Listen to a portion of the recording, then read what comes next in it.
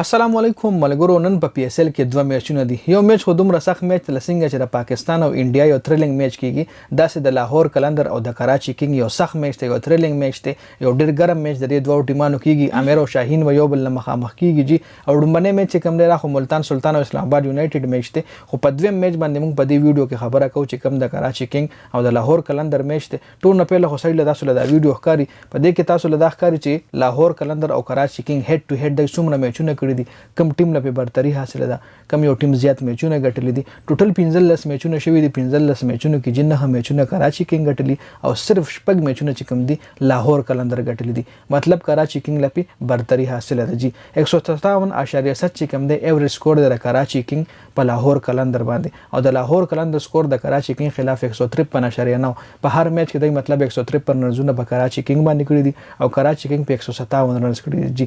187 د کراچي کینګ هایست سکور دی د لاهور کلندر خلاف، او د لاهور کلندر هایست سکور چې کوم دی د کراچي کینګ خلاف 190 دی جی. 116 مینیمم سکور دی د کراچي کینګ او 125 مینیمم سکور دی د لاهور کلندر. مینیمم سکور په د لاهور کلندر زیات دی او میکسیمم سکور چې کوم دی په هم د لاهور کلندر زیات دی او میچونه ته زیات کراچي کینګ غټل جی. په سکواډ باندې هم خبره کوو د سکواډ د لهم خیمه شاهین شاه سره ټیم کې څوک دي، اماد وسیم سره ټیم کې څوک دي، خو تاسو له معلومه خو یو ځل به بیا هم ډسکشن وکړو. اوس چې بیټینګ ډومبنه بیټینګ وکي نو بیا کراچي کینګ څومره میچونه ګټلي. ډومبني بیټینګ کراچي کینګ چې کوم دی سلور میچونه ګټلي دي او په ډومبني بیټینګ کې لاهور کلندر چې کوم دی دوه میچونه ګټلي دي جی. 171 چې کوم دی ډومبني بیټینګ کې هایست سکور دی د کراچي کینګ او د لاهور کلندر هایست سکور دی په ډومبني بیټینګ کې 144 رنز. 187 میکسیمم سکور دی جی.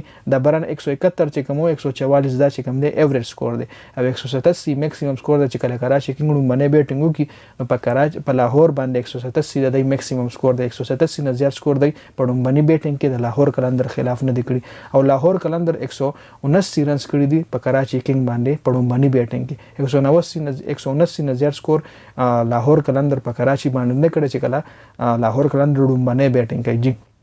149 کوم دی دا مینیمم سکور دی او 125 د لاهور کلندر مینیمم سکور دی. سیکنډ بیټینګ چې کله کوي نو سیکنډ بیټینګ چې کله کراچي کوي نو د 15 میچونه ګټلي دي. په چیزینګ کې دی کراچي 15 میچونه ګټلي دي او په چیزینګ کې دی لاهور صرف او صرف سلور میچونه ګټلي دي. په دویم بیټینګ کې 142 سکور چې کوم دی د کراچي کینګ هایست سکور دی په دویم بیټینګ کې او دا لاهور کلندر هایست سکور چې کوم دی هایست نه سوري ایوریج سکور 161.9 دی. مطلب چې کله دویم بیټینګ کوي نو په دې کې په د لاهور کلندر تل زیات درنه لاهور کلندر په زیات سکور کړی دی. 172 میکسیمم سکور دی دویم بیټینګ کې، 190 د لاهور کلندر میکسیمم دی، 116 مینیمم سکور دی د کراچي کینګ او 127 مینیمم سکور دی د لاهور کلندر. اوس کچره د سکواډ تاسو له زوخه نو سکواډ کې تاسو ګورئ کراچي کینګ سره میتیو ویډ دی، اماد وسیم دی، شرجیل جیم وینسن نه هم میچ تاسو په کتلې کوټا خلاف چې کراچي کینګ بایلو.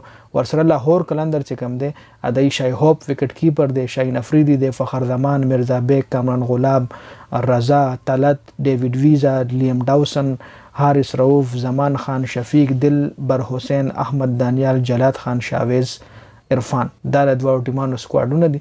نو ګورو به چې اوخ کم طرف لسملی چون کې مقابله به ډیره سخته مقابله کیږي. دواړو پلو کې نه لګي. تاسو له معلومه د لاهور او کراچي داسې دي لکه پاکستان او انډیا. نو یو شړغونته ویډیو کتلو زیاته مننه. ویډیو مخکې ملګرو سره شریک کړئ. بنت خان افیشل چینل هم سبسکرایب کړئ، پیج هم لایک کړئ. والسلام.